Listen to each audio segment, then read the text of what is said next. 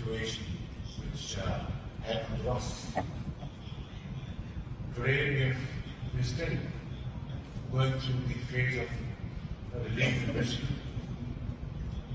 And stagnating water is a very big threat to the health of our people, our children, our mothers, our daughters, and millions of people who are marooned by water. And health, obviously, is a big challenge for us. So we need to look after these millions of people who are exposed to serious diseases like malaria and many other life-threatening diseases. So what I'm saying is that this is a situation, is a postcard from the edge of vulnerability. Pakistan's century-breaking flood is sharply focusing minds not only in the south or the east of the countries. And I must add with serious concern that about 650,000 children are pregnant and close to childbirth under open skies. I myself have been to tents and seen mothers giving birth to child night before or just a few hours before that particular place. So it's a epitome of helplessness, and which must not happen again. Easier said than done, but then it's our collective responsibility, our duty, especially global north, which has to realize its responsibilities and commitments made at Paris conference and then in Scotland. Talking in terms of cents and dollars, there was a commitment of $100 million. How much out of this commitment has been realized is a question mark. And how can we think in your remotest imagination why we are dealing with relief efforts after rescue efforts? Of course, our friendly countries and many societies around the globe have chipped in, they have contributed, including Norway and many other countries, Masar and many other countries around the globe. I will keep on naming names, and this is not finished. But is it enough to bridge the gap? The answer is a big no. Because we have to now deal with repairing our completely smashed infrastructure. 8,000 kilometers of roads, metal roads, have become rubble. Hundreds of bridges and flyovers and underpasses completely washed away.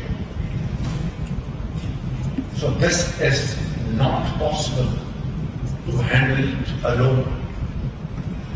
It has to be a combination of our efforts.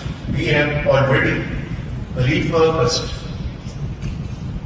and redirected our foreign annual contributions in terms of donations or soft loans and our own resources, legal resources, which were originally meant for building our economy, agriculture, industry, education and health have all been redirected towards meeting this challenge, and yet it is not enough. So, what is happening in Pakistan will surely not remain in Pakistan, as made evident by recent climate impacts in Nigeria and South Sudan. These widespread impacts showcase the globalization of climate change, which will undoubtedly require a collective approach to help the most vulnerable adapt. Pakistan is acutely aware of the impact climate change can have on the lives and choices of the marginalized, the disabled, the poor, and the socially excluded. We already have the working infrastructure for one of our most efficient social security program in the world, called the late former Prime Minister Bolta, after her name, basic income support program, which was immediately operationalized to transfer response needs directly to impacted populations. Our largest adaptation program, the Living Indus Initiative, will cut across the entire country like the great river that has fed and sustained Pakistan for centuries. And this initiative will intervene in 25 areas to include communities in flood management and detoxification of the rivers. Ladies and gentlemen, we urgently need to put our resources in lost livelihoods and income streams, where climate resilience infrastructure, conduct climate risk and vulnerability assessment, and put in place multi-health warning systems. To make sure that no one is left behind, climate finance is integral to inclusive, adaptive, and resilient recovery in climate-devastated global south.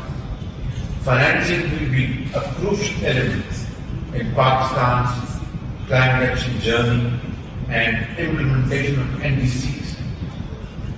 COP27 is an option to capitalize the adaptation fund and introduce agility and speed in countries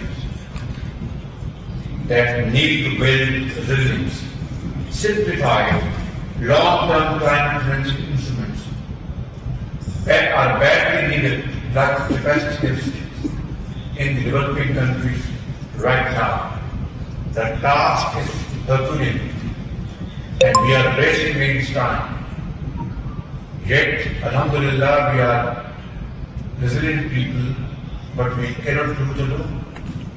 This COP comes at a pivotal time for humanity. We must address climate change impacts with the urgency that it's required. The burden of climate change must be shared, and this is very important, ladies and gentlemen, equitably rather than equally. Building adaptive capacity for developing countries and vulnerable communities must no longer be a measure of charity. That's very important. It is about climate justice and fair play.